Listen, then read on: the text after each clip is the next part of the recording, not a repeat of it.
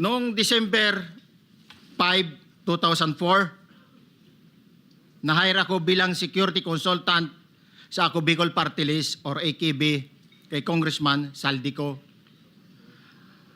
At nasimula ng duty ko kay Congressman Saldico. Bawat umaga, nagre-report ako sa BGC sa Horizon, sa Bonifacio Global City, kung saan nakatira si Kong Saldico. Tuwing may duty at detailed ako sa basura, it means itong basura, ito yung box ng pera na pinag-uusapan natin sa kasalukuyan. Mr. Gutesa, mag-stick ka lang sa binabasa mo. Huwag ka nang nag-a-adlib. Kung ano yung nandito, basahin mo lang. Yes, Your Honor. Tuwing may duty detail ako sa basura, pumupunta kami sa 28 Ladybug Corner, Dragonfly, Valle Verde 6, Pasig City.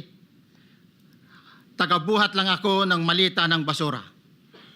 Ang ibig sabihin ng basura ay malita na may lamang pera. Ang bawat malita ay may lamang humigit kumulang 48 million pesos.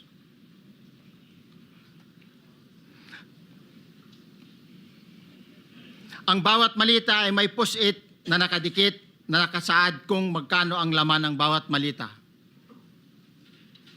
Tuwing may duty detail sa basura, may pumupunta na tao na magde-deliver ng basura at nire-receive ni John Paul Estrada at Mark Tiksay. Ang mga executive assistant ni Congressman Saldico at sila ang mga detailed sa mga ganyang activities.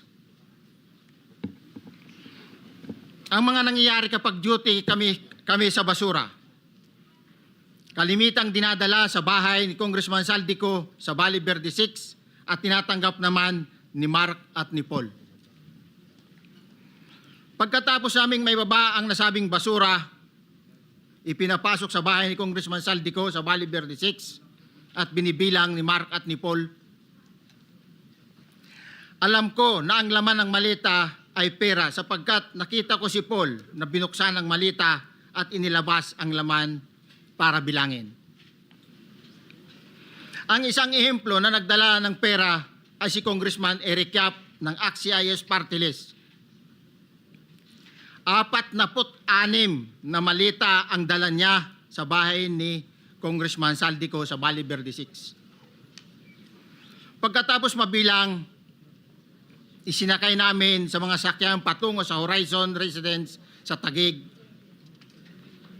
At dumiretso kami sa basement upang may baba ang nasabing basura.